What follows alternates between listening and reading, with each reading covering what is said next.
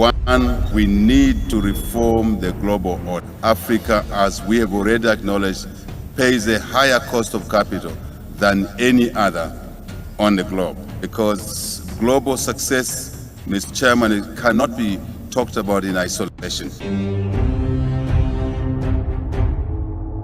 Thank you very much, President Ramaphosa.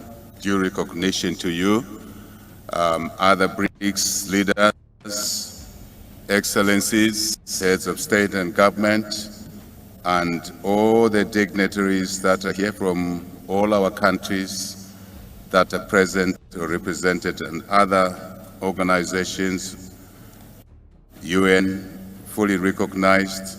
Thank you. First, let me congratulate President Ramaphosa for hosting this BRICS summit and inviting many of us to the summit. Thank you, President Ramaphosa.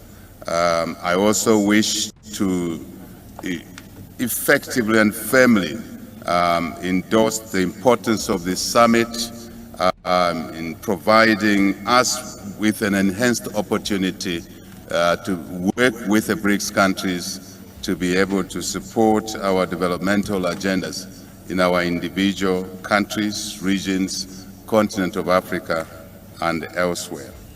Mr. Chairman, we wish to express our appreciation that this forum provides to enhancing our partnership and in fostering development, as I said.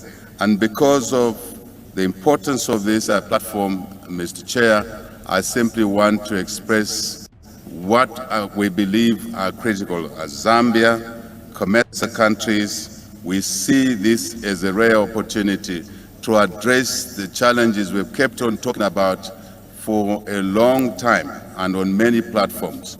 One, that we need to reform the global order, in particular to address the inequities associated with critical ingredients to development, such as capital.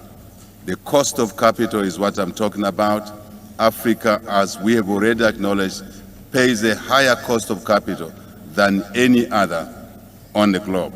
Certainly, the BRICS platform could and should be used to work through, to expedite the reform processes around this issue, which is inhibiting development, which our young populations much need to create opportunities for education, health, business, work, as it were, and other life-improving activities. Secondly, Mr. Chairman, to address access to technology.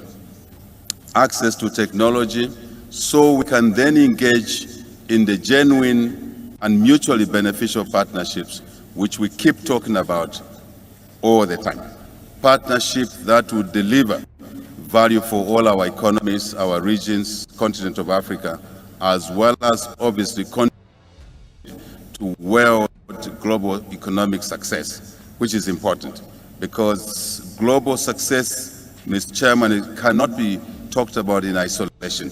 You can't call a global success to be there or delivered when a lot of countries are left behind, yet they're richly endowed with resources. So when we look at these opportunities, we look at the total resource envelopes that we all bring to the table: capital at a fair price, technology, of course, at a fair price, but also the resource endowments, such as critical minerals, that are important to the industry of the future, EV industry, for example.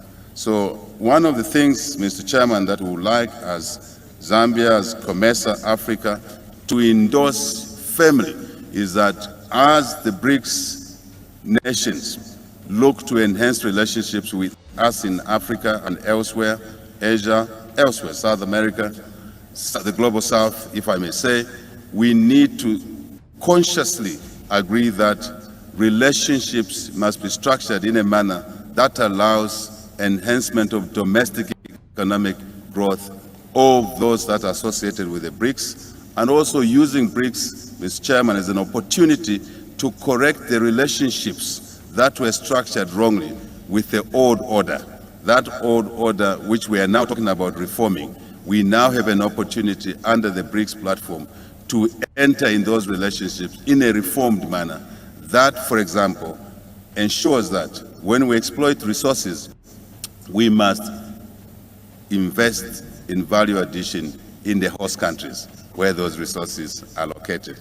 It benefits the investors, collective basket of investors. It creates opportunities for our young African population, and invariably, Mr. Chairman, delivers an opportunity to stabilize Africa, political, civil stability, which is important.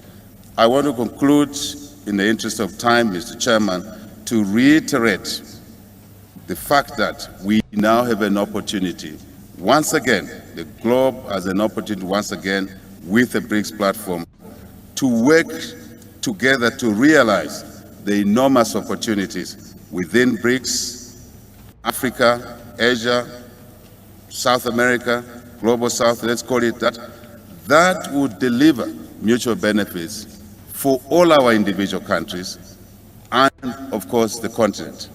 No question about it. Mr. Chairman, all of this should happen in the environment of peace, security, and stability, once more, in our individual countries, regions, Africa, continents, elsewhere, and the global community. Thank you very much.